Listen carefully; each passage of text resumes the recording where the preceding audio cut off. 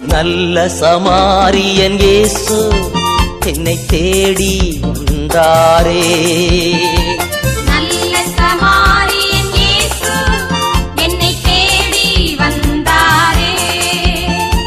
பிரியமானவர்களே, வாரம் ஒரு குறுஞ்செய்தி என்ற தலைப்பிலே இந்த நாளிலுமாக மீண்டும் ஒரு குறுஞ்செய்தியை உங்களை சந்திப்பதிலே மிகுந்த மகிழ்ச்சி அடைகிறேன். ரைத்தலார் இன்றைக்குமாக திரு உணவும் திரு இரத்தமும் என்ற தலைப்பிலே நாம் தியானிக்க இருக்கிறோம்.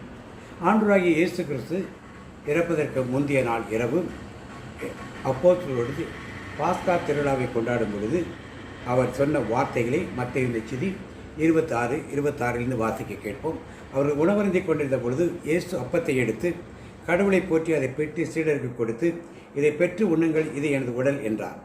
பின்பு கிண்ணத்தை எடுத்து கடவுளுக்கு நன்றி செலுத்தி அவர்களுக்கு கொடுத்து, இதில் உள்ளதை அனைவரும் பருகுங்கள், ஏனெனில் இது எனது உடன்படிக்கையின் இரத்தம், பலருடைய பாவ மன்னிப்புக்காக சிந்தப்படும் இரத்தம், இனிமேல் என்று சொன்னார். கிறிஸ்துவுக்குள் பிரியமானவர்களே, ஆண்டவர் கடைசியாக ஏற்பட்ட பாஸ்கா விழாவிலே புதிய உடன்படிக்கையை ஏற்படுத்துகிறார். அதிலே தன் சரீரத்தை உணவாகவும் இரத்தத்தை பானமாகவும் கொடுக்கிறார். இந்த இரத்தத்திலே ஒரு உடன்படிக்கை வைக்கிறார். அந்த உடன்படிக்கை இரத்தத்தை பருவர்களுக்கு பாவம் கழுவப்படும் என்று சொல்கிறார். நாம் சார்ந்திருக்க அந்த கத்தோலிக்க திருச்சபையிலே யாருக்கும் இந்த இரத்தம் வழங்கப்படுவது கிடையாது, ரசம் வருகப்படுவது கிடையாது. குருவானவர் மட்டும்தான் குடிக்கிறார். அப்போ அவருக்கு மட்டும்தான் பாவம் கழுவப்படுமா? ஒரு காலகட்டத்தில் நாம் வேதத்தை படிக்கவில்லை, பைபிளை படிக்கவில்லை, பிரிவினை சபையில் என்ன நடக்குதுன்னு நமக்கு தெரியாது. அதனால் பேசாமல் இருந்து கொண்டிருந்தோம். இப்பொழுது எல்லாவற்றையும் பைபிளையும் படிக்கிறோம். இதில் உடன்படிக்கை என்பது இரத்தத்தில் இருக்கிறது என்று சொல்கிறார். அப்பொழுது ஏன் உடன்படிக்கையின் இரத்தம் நமக்கு கொடுக்கப்படுவதில்லை? திருச்சபையிலே கொடுக்கக்கூடாது என்ற சட்டம் கிடையாது. நன்றாக தெரிந்து கொள்ளுங்கள். உங்கள் நடைமுறைக்கு ஏற்றாற்போல் நீங்கள் செய்யுங்கள் என்று தான் திருச்சபையில் சொல்லியிருக்கிறேன். ஆனால் தமிழக திருச்சபை வழக்கம் போல மக்களை அடிமைப்படுத்தும் நோக்கத்திலே நடைமுறைக்கு சாத்தியமில்லை என்று ஒரே வழியாக சொல்லிவிட்டார். ஆனால் உங்கள் தேர்ந்த நண்பர் குருக்கள், உங்கள் பங்கு தந்தையர், உங்களுடைய ஆயர்கள் இவர்களை தனிப்பட்டவர்களை சந்தித்து கேட்கும்போது உங்கள் பங்கு குரு நினைத்தால் கொடுக்கலாம், உங்கள் சிறு குழுக்களாக சென்றால் வாங்கிக் கொள்ளலாம் என்று தான் சொல்லுவார். யாரும் இல்லை என்று சொல்ல மாட்டார். எனவே திருச்சபையிலே கொடுக்கலாம் என்று தான் சட்டம், கொடுக்கக்கூடாது என்ற சட்டம் கிடையாது. இதை சென்னை போன்ற பல இடங்களிலே ஒரு 15 வருடங்களுக்கு முன்னாக அன்பிய திருப்பலிகளை இதை கொடுத்து கொண்டிருந்தார். சிறிய குழுக்களாக இருக்கும், 15 பேர், 20 பேர், 30 பேர் இருப்போம், கொடுத்து கொண்டிருந்தார். ஏன் நம்ம எல்லா இடங்களிலும் இந்த நடைமுறைப்படுத்தவில்லை என்றால் நமக்குள் அந்த அவேர்னஸ், அதை பற்றி வெளிப்பாடு நமக்கு இல்லாமல் இருக்கு. இரத்தத்தை பருகும்போது உடன்படிக்கை கிடைக்கும். வேதத்தை படிப்பதனால் வருகின்ற ஒரு கேள்வி என்னவென்றால், ஆண்டுடைய சரீரத்திலே இரத்தம் இருக்கிறது குருவானவர்கள் சொல்லுகிறார். அப்போ எதுக்கு அவரை பிற்க வேண்டும்?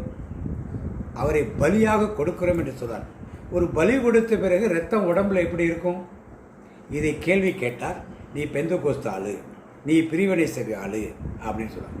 இன்னும் கேட்டால் உன்னை யார் பைபிளை படிக்க சொன்னது, உன்னை யார் பைபிளை தேர்ந்து, இப்படியெல்லாம் கேள்விகள் கேட்பார்.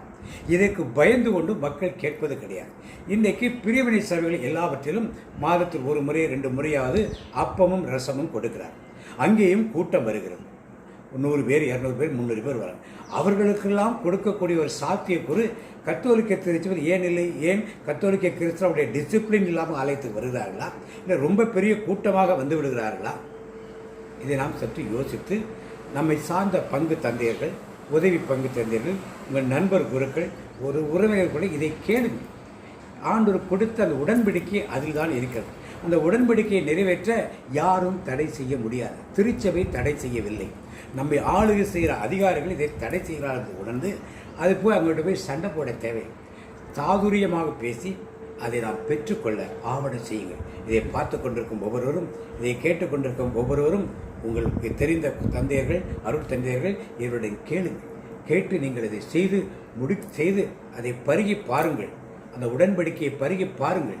உடன்படிக்கை இரத்தத்தை பருகி பாருங்கள்.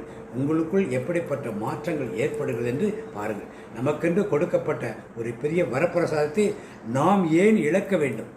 யாரோ ஒருவர் ஆளுகை செய்கிறார்களுக்காக நாம் ஏன் இழக்க வேண்டும்? உரிமையை மீண்டும் மீட்டுக்கொள்ள, உரிமையை பெற்றுக்கொள்ள அவர்கள் சொல்லலாம், நீ பிரிவினை சபையை சார்ந்தவன், நீ பெந்தகோஸ்து ஆளு, நீ அல்லேலியா கோஷ்டி, நீ பைபிளை படிச்சுட்ட, இப்படிலாம் நம்முடைய குற்றம் சாட்டட்டும். அதை பற்றி பிரச்சனை இல்லை. நமக்கு வேண்டியது அவருடைய ஆண்டவராகிய இயேசு கிறிஸ்துவின் திரு ரத்தம் நமக்கு வேண்டும். அதை பெற்றுக்கொள்ள என்ன செய்ய வேண்டுமோ அதை செய்வோம். ஏனெனில் இயேசுக்கு தெரியாத இறையில் ஒன்றும் இல்லை.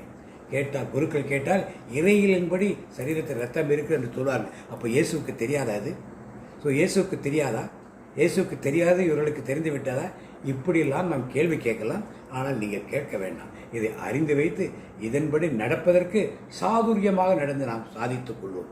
இயேசு நற்பொழில். இயேசுக்கு நன்றி. Praise the Lord.